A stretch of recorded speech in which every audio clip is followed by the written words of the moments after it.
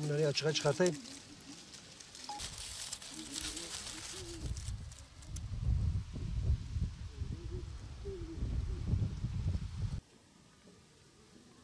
Allah.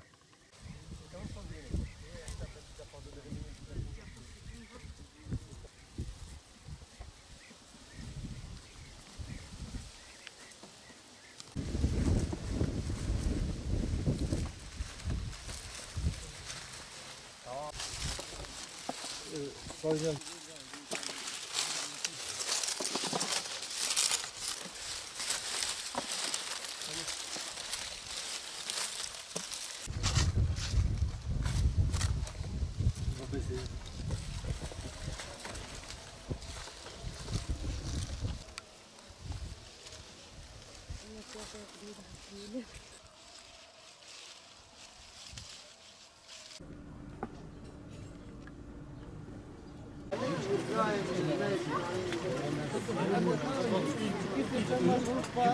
...2013'ten beri çilekle uğraşıyoruz. Şu anda da 3 dönüm çileğim var.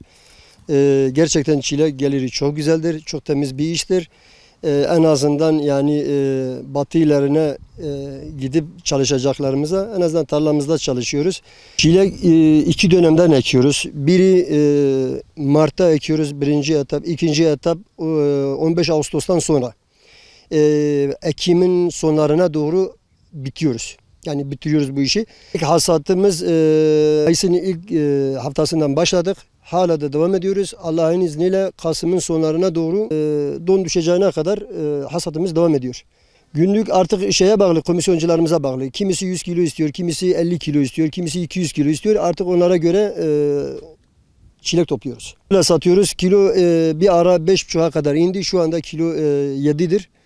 Artık önümüzdeki hafta veya 10 gün sonra 7,5'a çıkarmayı düşünüyoruz. Bu gübre ilaçlama şeyinde fiyatı yükselmeseydi çok iyiydi.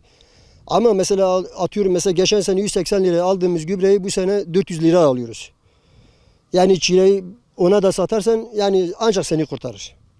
Ha şöyle bir şey var mesela, yani bizim iyi tarafımız işçilerimiz, bizim ailece çalıştığımızdan dolayı orada yani fazla farkı göremiyoruz. Ama dışarıda getiren arkadaşlar var, işçileri getiriyorlar. Onlar da günlük yövmiyesi 100 lira.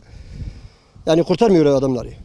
Sasun çileğin özelliği yani Türkiye genelinde yani aroma açısından 2. sıradadır şu anda.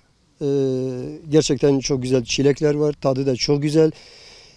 Herkesin yemesini tavsiye ediyoruz.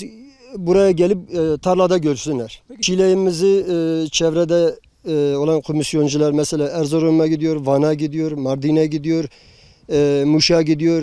Yani çevre ilere, bütün ilere gidiyor. Yurt dışında önce birliğimiz vardı. Birlik sayesinde yurt dışına kadar da çıktı.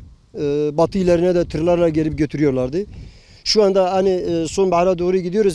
Çilekler az olduğu için fazla dışarıya çıkmıyor. 2013 yılından beri çilek üretiyorum. Çilekler oldukça zahmetlidir. Girdileri çok fazla yoğunluktadır. Maliyeti artıyor. Gübredir, ilaçlanmasıdır. Bu bölgede biz çilek üretirken de özellikle organik çilek üretmeye ağırlık veriyoruz. Yani hormonal ya da kimyasal ilaç kullanmıyoruz. Organik olduğu için tonaj anlamında biraz verim düşük oluyor, fakat kalite ve bağlamında çok kalitelidir. Aroması iyidir. Yüksek bir aroması var. Albenisi de iyidir. İşçi çalıştırıyoruz. İşçilere günlük olarak işçileri çalıştırıyoruz. Mayıs döneminde üretime başlarız. Bir 20 Temmuz 15-20 Temmuz bir ilkbahar sezonu kapanır.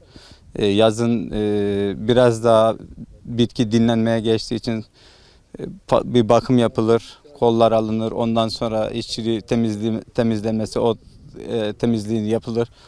Ondan sonra bu mevsimde yavaş yavaş artık tekrar sonbaharda çilek verime başlar. Ta ki don olayı başlayıncaya kadar çilek hasadı yapılır. İlk don olayından sonra da çilek üretimi biter. Buradaki bölgedeki Sason bölgesinde birçoğunda devlet destekli projeler yapılır.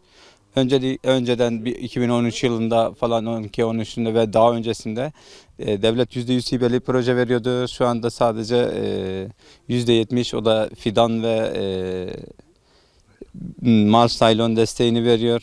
İşte bunun kangalıdır, damlamasıdır, çitlenmesidir, kazıdır. Onları karşılamıyor.